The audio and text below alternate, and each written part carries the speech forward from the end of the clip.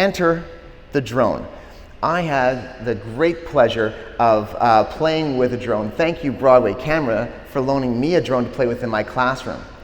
My students and I started looking at how drones are used in the world today.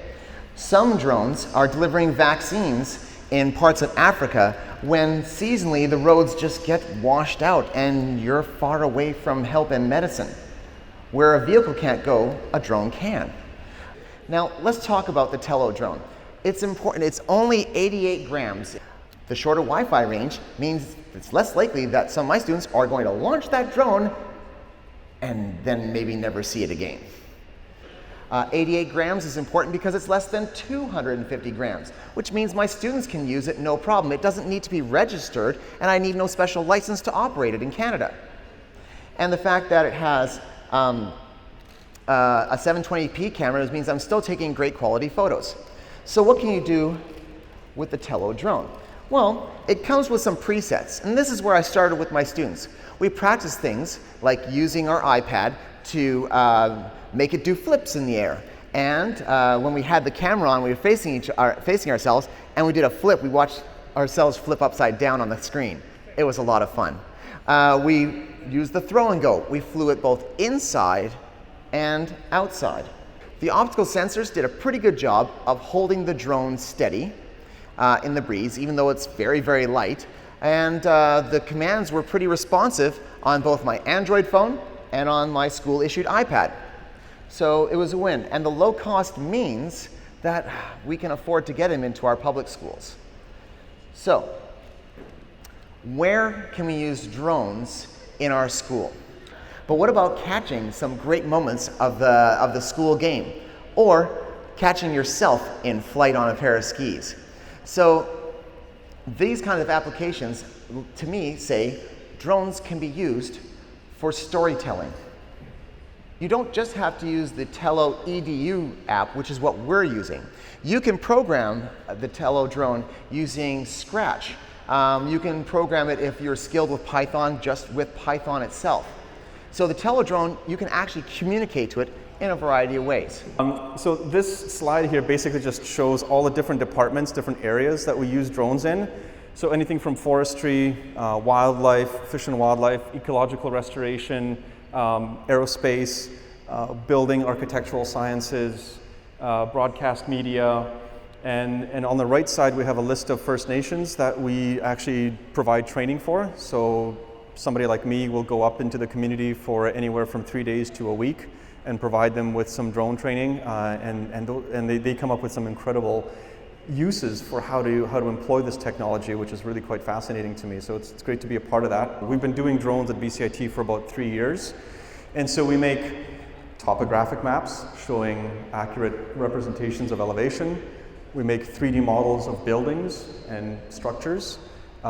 This is a NDVI, which is a normalized difference vegetation index. It's a fancy word for saying vegetative health, so we can map forest health.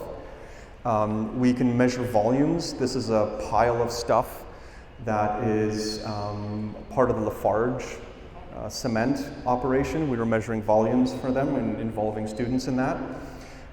This is an invasive species map. So this is Boundary Bay Regional Park.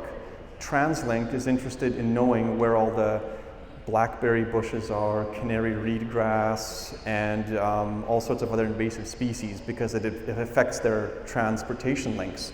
So we were employing this with students to see how we can map different types of vegetation. And we're also currently engaged in a 2-year research project that involves some industry partners on how to map airplanes with drones. And you're wondering, why the heck would you want to do that? Well, visual inspections of drones to see if there's damage is a very lengthy, expensive, and unsafe procedure. So we want to see if we can use drones to map the airplane and figure out if there's any damage on it. So that has some really big potentials, applications across all over the world, way beyond BCIT. So double tap, tap and hold to turn on any drone of any size. It's the same. So for that to work, so if you read the bottom, there's a phase aware.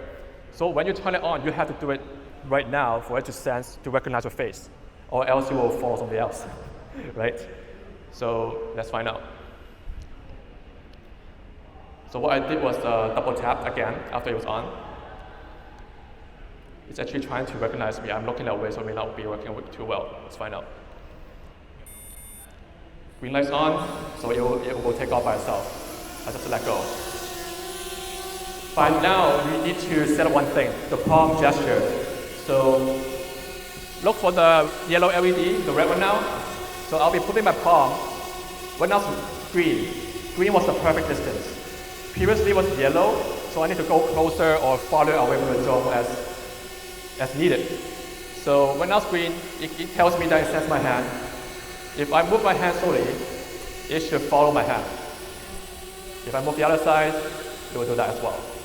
So right now I have my phone in my pocket, my controller's on the floor, so it's right now just me and him. So this is the perfect place when, let's say your phone's out of battery, it's in the car, I'm on a beach, I have my drone right there with my Coca-Cola or something, grab it out, and I can still grab a few shots, okay? And then to land it, just put your hand under there, and okay, make sure your fingers are like this, don't stick them out, okay?